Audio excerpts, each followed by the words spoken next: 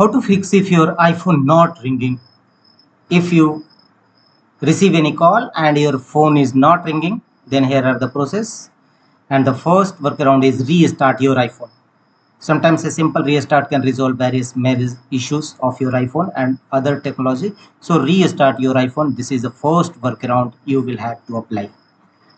And if your phone is still not ringing, then go to the next fixes, and the next one is tap on phone, swipe down and go to do not disturb and check whether do not disturb mode is enabled on your phone.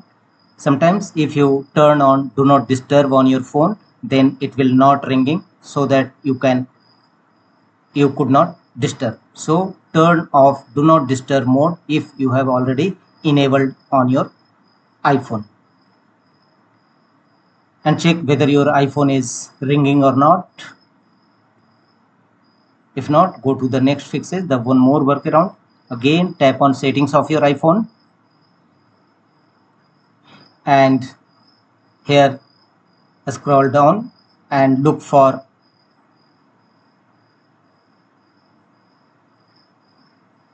you may proceed do not disturb by typing focus and simply do not disturb turn off.